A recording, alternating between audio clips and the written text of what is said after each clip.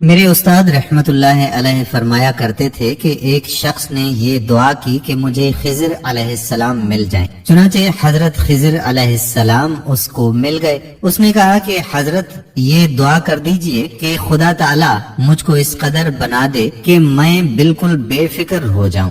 حضرت خضر علیہ السلام نے فرمایا کہ بے فکری اور راحت دنیا دار میں نہیں ہو سکتی۔ اس نے پھر اصرار کیا۔ انہوں نے فرمایا کہ اچھا تم کسی ایسے شخص کا انتخاب کرو جو تمہارے نزدیک بالکل بے فکر ہو اور نہایت آرام سے ہو۔ میں یہ دعا کروں گا کہ تو بھی اس جیسا ہو جائے، اور 3 دن کی اس کو مہلت دے دی۔ آخر اس نے لوگوں کی حالت کو دیکھنا شروع کیا، جس کو دیکھا کسی نہ کسی تکلیف یا کسی شکایت اور پریشانی میں مبتلا پایا۔ بہت ہی تلاش کے بعد اس کی ایک جوہری پر نظر پڑی، جس کے پاس خادم اور نوکر چاکر بہت تھے، صاحب اولاد بھی تھا، اور اس کو بظاہر کوئی فکر معلوم نہیں ہوتی تھی۔ اس کو خیال ہوا کہ اس جیسا ہونے کی دعا کرواؤں گا، لیکن ساتھ ہی یہ خیال بھی ہوا کہ ایسا نہ ہو کہ کبھی کسی بلا میں مبتلا ہو اور میں بھی دعا کی وجہ سے اسی میں مبتلا ہو جاؤں۔ لہٰذا بہتر یہ ہے کہ پہلے اس سے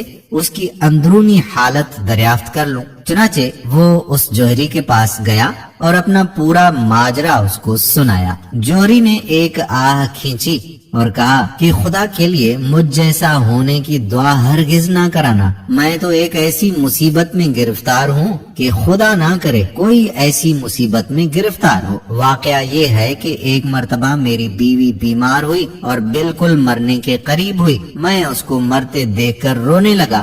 اس نے کہا کہ تم کیوں روتے ہو؟ میں مر جاؤں گی، تم دوسری کر لو گے۔ میں نے کہا کہ نہیں، میں اب ہرگز نکاح نہیں کروں گا۔ کہنے لگی کہ سب کہا ہی کرتے ہیں۔ میں چونکہ اس کی محبت میں مغلوب تھا اور اس وقت اس کے مرنے کا نہایت سخت رنج دل پر تھا، میں نے اس کے کہنے پر اپنا مخصوص عضو فوراً ہی کاٹ ڈالا اور اس سے کہا کہ اب تو تجھ کو بالکل اطمینان ہوگا۔ اتفاق سے وہ اپنے مرض سے جانبر ہو گئی۔ اب چونکہ میں بالکل بیکار ہو چکا تھا، اس لیے اس نے میرے نوکر سے ساز باز کر لیا۔ یہ جس قدر اولاد تم دیکھتے ہو سب میرے نوکر کی عنایت ہے۔ میں اپنی آنکھوں سے اس حرکت کو دیکھتا ہوں، لیکن اپنی بدنامی کی وجہ سے کچھ نہیں کہہ سکتا۔ اس واسطے تم مجھ جیسے ہونے کی دعا ہرگز نہ کرانا۔ آخر اس شخص کو یقین ہو گیا کہ دنیا میں کوئی آرام سے نہیں۔ جب تیسرے دن حضرت خضر علیہ السلام سے ملاقات ہوئی تو